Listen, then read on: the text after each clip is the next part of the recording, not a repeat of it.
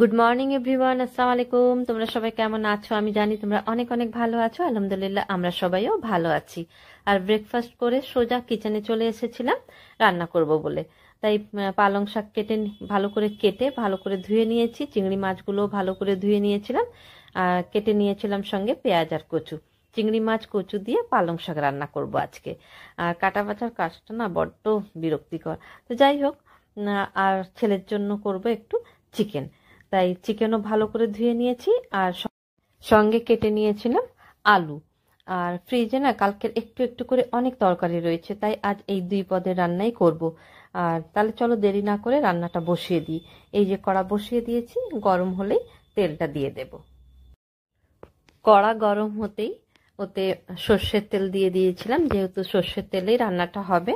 সর্ষের তেল দিয়ে নুন হলুদ মাখানো চিংড়ি মাছগুলোকে ভালো করে ভেজে নিয়েছিলাম। পালং শাকের তরকারিটা রান্না করতে করতেই আমি মাংসটা একটু ম্যারিনেট করে নিয়েছিলাম। আর সেদিন না টক দইটা আমার কাছে ছিল না, তাই আমি লেবুর রস দিয়েই ম্যারিনেট করেছিলাম। প্রথমে দিয়ে দিয়েছিলাম আদা রসুনের পেস্ট, আর তারপরে দিয়েছিলাম লেবুর রস, আর পেঁয়াজ, হলুদ গুঁড়ো, ধনে গুঁড়ো আর জিরে গুঁড়ো দিয়ে ভালো করে মাখিয়ে একদম আধ ঘন্টার জন্য আমি রেখে দিয়েছিলাম। যত রাখা যাবে ততই মাংসটা রান্নার পরে খুব ভালো টেস্ট হয় আর কি। তাই জন্য আমি রেখে দিয়েছিলাম। আর এদিকে আমার পালং শাক রান্নাটাও বাকি ছিল, তো ততক্ষণে আমি পালং শাক রান্নাটাও করে নিয়েছিলাম। করতে করতেই এদিকে আমি এই যে ভালো করে মাখিয়ে, এই যে মাখানো হয়ে গেছে, ম্যারিনেট করে নিয়ে আমি এটাকে রেখে দিয়েছিলাম।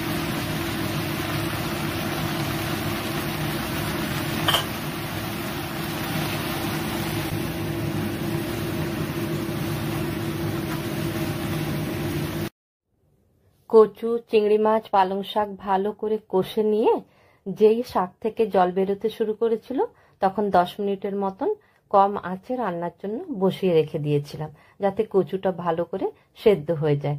10 মিনিট পরে নামিয়ে নিয়েছিলাম। আর এই যে রান্নার রেডি একদম পালং শাকের তরকারি। আর যা টেস্টি খেতে হয়েছিল তোমাদেরকে কি বলবো। পেঁয়াজ লাল করে ম্যারিনেট করা চিকেনগুলো দিয়ে ভালো করে কষিয়ে নিয়েছিলাম। তারপর পরিমাণ মতন জল দিয়ে ঢাকনা দিয়ে বসিয়ে রেখে দিয়েছিলাম সেদ্ধ হওয়া পর্যন্ত। সেদ্ধ হয়ে যেতেই নামিয়ে নিয়েছিলাম। একটু তেল মশলা কম দিয়ে হালকা করে রান্না করেছিলাম চিকেন। এই যে চিকেন রেডি, দেখো। রান্নাও শেষ, আর আজকের ব্লগটাও এখানেই শেষ করছি। নতুন কোনো ব্লগে আবার তোমাদের সঙ্গে দেখা হবে খুব তাড়াতাড়ি ইনশাল্লাহ। ততক্ষণ তোমরা সবাই খুব খুব ভালো থেকো আর সবাইকে ভালো রেখো। আর আজকের ব্লগ ভালো লাগলে লাইক, শেয়ার, কমেন্টস অবশ্যই করো। আর যারা ইউটিউব থেকে দেখছো তারা প্লিজ সাবস্ক্রাইব করো, আর যারা ফেসবুক থেকে দেখছো তারা প্লিজ এইভাবেই পাশে থেকো। তাহলে আসি, টাটা, আল্লাহ হাফিজ।